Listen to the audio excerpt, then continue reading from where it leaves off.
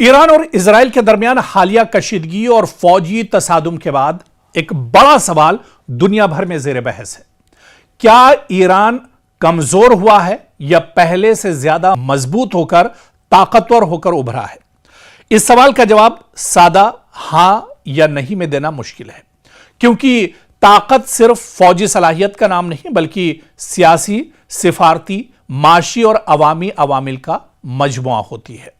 दरअसल बात अगर ईरान की जाए तो जिस तरह से एक तरफ दुनिया की दो बड़ी ताकत यानी इजराइल और अमेरिका एक साथ थे और दूसरी तरफ ईरान तनहा और ऐसा मुल्क जिस पर कई सालों से, कई बरसों से एक तरह से पाबंदियां रही हों, उसके बाद भी ईरान मैदान पर डट कर एक तरह से अमेरिका और इजराइल के सामने खड़ा हुआ और सिर्फ खड़ा ही नहीं हुआ बल्कि मुंहतोड़ जवाब अमेरिका और इजराइल को दिया है।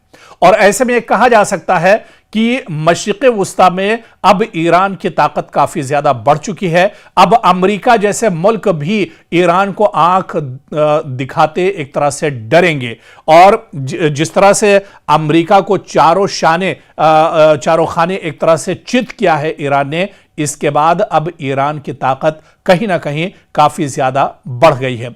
और इसी वजह से जो माहिरीन हैं और जो एक्सपर्ट हैं वो कहने पर मजबूर हैं कि अब ईरान दरअसल वो पहले वाला ईरान नहीं रहा बल्कि अब ईरान बदला हुआ ईरान है, नए जमाने का ईरान है। और ईरान की जो खासतौर से फौजी सलाहियत है उसमें काफी ज्यादा बदलाव इस जंग में देखने को मिला है।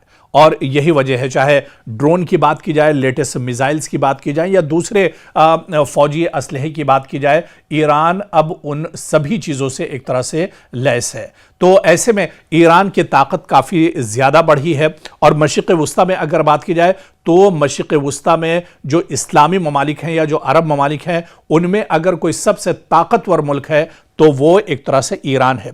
दरअसल ईरान का मजबूत होना, ईरान का ताकतवर होना, ये इजराइल के लिए सबसे बड़ा झटका है, बेंयामिन नेतन्याहू के लिए सबसे बड़ा झटका है। और यही चीज दरअसल इजराइल को खटकती थी, यही चीज इजराइल को दरअसल परेशान करती थी कि ईरान को किस तरह से तोड़ा जाए, ईरान को किस तरह से खत्म किया जाए। क्योंकि मशरिक़ वुस्ता में अगर ग्रेटर इजराइल का जो ख्वाब इजराइल का है, अगर उसे शर्मिंदा ताबीर करना है तो उसके लिए सबसे पहले मशरिक़ वुस्ता में ईरान को एक तरह से खत्म करना होगा। लेकिन अमेरिका और इजराइल जैसी ताकतें भी मिलकर ईरान को पसपा नहीं कर पाई, ईरान को नहीं हरा पाई, बल्कि इस जंग में आप देखिए कि अमेरिका जैसा सुपर पावर जो मुल्क है वो भी एक तरह से परेशान दिखा और आखिर में आकर एक तरह से ईरान के साथ उसे भी मुआहदा करना पड़ा, बातचीत की टेबल पर आना पड़ा।